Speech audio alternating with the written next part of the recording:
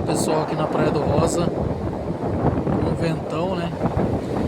Mais cedo ele tava mais forte o vento, o mar deu uma subida, agora o mar tá abaixando, né?